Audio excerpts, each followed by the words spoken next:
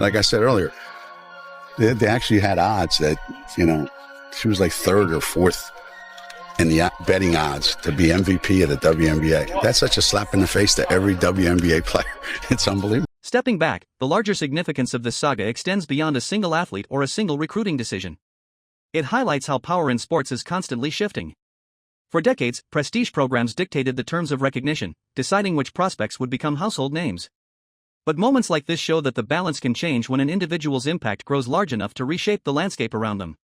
Her rise coincided with a surge in attention for women's basketball overall, higher ratings, increased attendance, and broader media coverage. Analysts often debate exactly why those spikes occur, but most agree that transcendent stars play a central role. They act as catalysts, drawing casual viewers who might not otherwise tune in.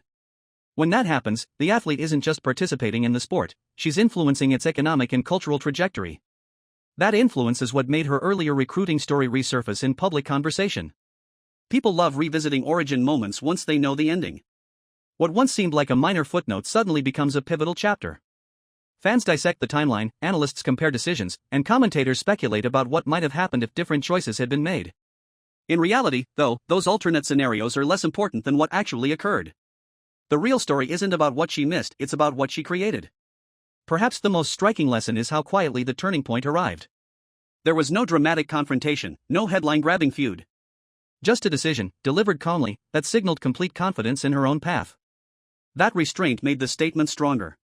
It showed she didn't need spectacle to command attention, her career itself was the spectacle.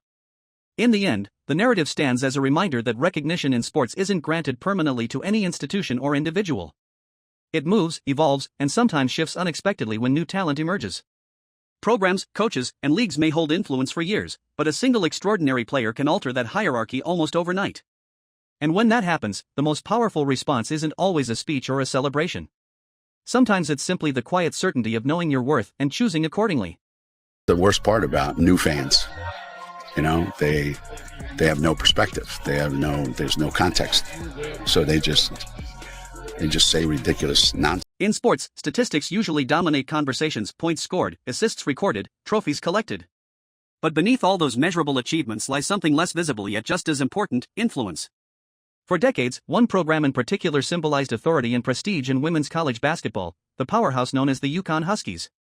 To many young athletes, that program represented the ultimate destination, a place where legends were forged and careers launched into national prominence. Being recruited there wasn't just an opportunity, it was validation that you had arrived among the elite. For years, that institution functioned almost like a gatekeeper of recognition. If you were chosen, your status rose instantly. If you weren't, people often assumed you simply weren't at that level yet. That dynamic created an unspoken hierarchy across the sport. Players didn't just compete against opponents, they competed for attention from the programs that shaped the narrative of greatness. And for a long time, the system worked exactly that way. Then came a shift. Instead of chasing approval from established power structures, one rising star built her reputation independently.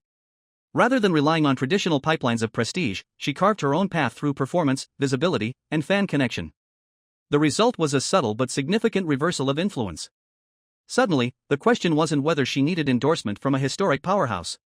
The question became whether that powerhouse might have benefited from aligning with her. That reversal is what made the situation so compelling to fans and analysts alike. It challenged the long-standing assumption that prestige only flows in one direction, from institution to athlete. In this case, it appeared to flow the other way as well. Her popularity demonstrated that a transcendent talent can generate attention strong enough to rival even the most decorated programs. That realization didn't just elevate her personal brand, it altered how people think about authority in the sport. Stories like this resonate because they tap into a universal theme: the moment when someone once overlooked proves they never needed validation in the first place. It's not merely about success, it's about independence. By establishing herself outside the traditional hierarchy, she showed that influence can be built rather than granted. And when that happens, the balance of power changes. The institutions that once decided who mattered suddenly find themselves responding to the very athletes they once evaluated. That's why this narrative continues to circulate. It isn't just a tale of recruitment or missed opportunity. It's a case study in how quickly authority can shift when talent, timing, and public attention align. And once that shift happens, it rarely reverses. What does bother me is some of the people I deeply respect, their basketball credentials, their basketball history, their commitment to basketball and women's basketball, I think have really not covered themselves in glory with some of this comment. It almost sounds unreal when you first hear it. She declined an offer reportedly worth more than $1 million that resurfaced years later, an attempt to draw her back into a system that once overlooked her.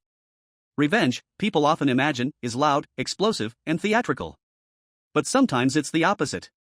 Sometimes it's silent, controlled, and delivered in a single decisive moment. For Caitlin Clark, that moment didn't involve a press conference, a social media rant, or a dramatic confrontation. Her response was far simpler and far more powerful: she refused. She said no to the proposal, to the opportunity, and to the man behind it, Geno Auriemma. On paper, the decision looked irrational to outsiders. After all, who willingly walks away from that kind of money for a short stretch of competition? Most athletes spend entire careers chasing contracts like that. But for her, this wasn't about cash flow or publicity. It was about memory, pride, and principle. Years earlier, she had felt dismissed and underestimated, treated as though she didn't belong in the same conversation as the elite prospects everyone else was chasing. Those impressions don't fade easily, especially for competitors wired to remember every slight.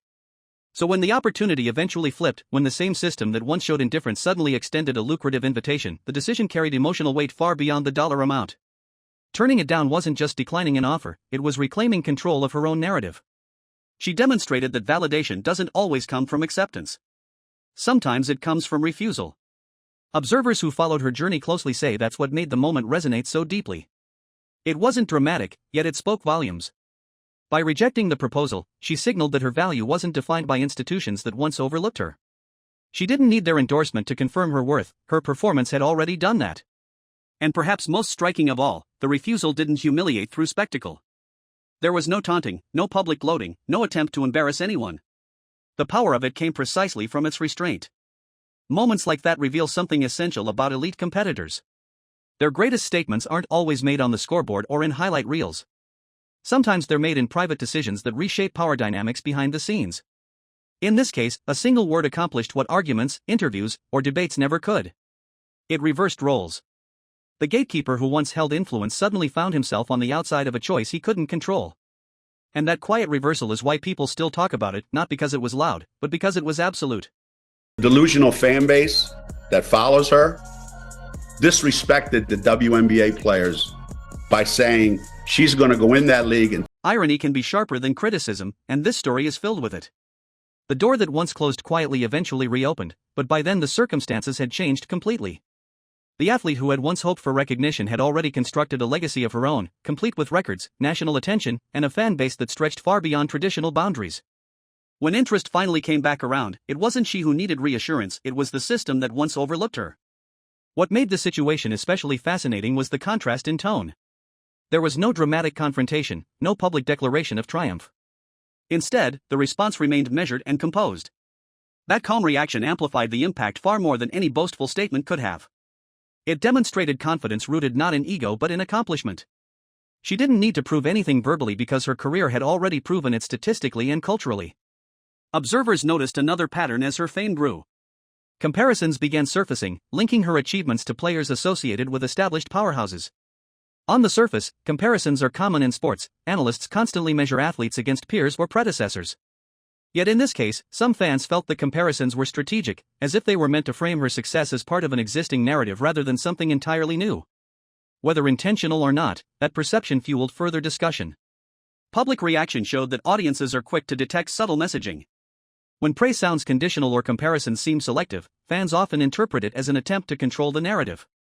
Over time, those interpretations can shape reputations just as strongly as game results. In this situation, many supporters believed her achievements stood on their own, without needing to be tethered to anyone else's legacy. That's why the refusal of the later offer resonated so strongly. It symbolized independence not just from a single program but from the broader idea that validation must come from traditional authorities. By declining, she reinforced the message that her career trajectory belonged entirely to her. It wasn't shaped by missed calls, recruiting rankings, or institutional approval. It was shaped by performance, determination, and timing. Stories like this endure because they tap into something universal. Almost everyone has experienced being underestimated at some point. Watching someone transform that experience into motivation and then into undeniable success feels satisfying on a human level, not just a sporting one. It reminds audiences that rejection doesn't always close doors. Sometimes it redirects you toward a path where you build a bigger one yourself. wrong team. She's got the wrong skill set to handle the physicality of that league. For her, the response to that overlooked opportunity wasn't anger or public criticism. It was action. Instead of dwelling on what didn't happen, she chose a program that believed in her from the start, the Iowa Hawkeyes. Compared with traditional dynasties, it lacked towering trophy cases and decades of national dominance. To some outsiders, it might have seemed like settling for a lesser spotlight. But internally, the decision carried a different meaning. There, she wouldn't be competing for attention within someone else's system. She would be the centerpiece. From her first games on campus, it became clear that the environment fit her perfectly. Her deep-range shooting quickly turned into a signature spectacle, stretching defenses and electrifying crowds. Each performance built momentum, and soon arenas were filling not just with loyal supporters but with curious fans eager to witness the phenomenon for themselves. The excitement wasn't limited to one region either. It spread nationally, drawing television audiences that shattered expectations for women's college matchups. The scale of interest reached a point where games were staged in iconic venues such as Madison Square Garden, locations typically reserved for the biggest events in sports and entertainment. Playing on that stage symbolized more than popularity, it signaled cultural relevance. When an athlete can draw that level of attention, it changes how the sport itself is perceived. Suddenly, conversations shift from niche analysis to mainstream discussion. What made her rise especially striking was how consistently she delivered. It wasn't one viral highlight or one record-breaking night. It was a steady stream of performances that reinforced the same message: she belonged among the elite, regardless of which programs had recruited her. Each basket, each assist, and each sold-out crowd functioned like evidence in a case she was building with every game. The narrative practically wrote itself. The player who once waited for recognition no longer needed it. Observers often say that success is the most persuasive argument an athlete can make. In her case, success didn't just validate her talent, it reframed earlier decisions made by others. What once looked like a routine recruiting choice began to look, in retrospect, like a missed opportunity of historic proportions. And because she achieved it all while representing a program that embraced her from day one, the story carried an added layer of poetic symmetry.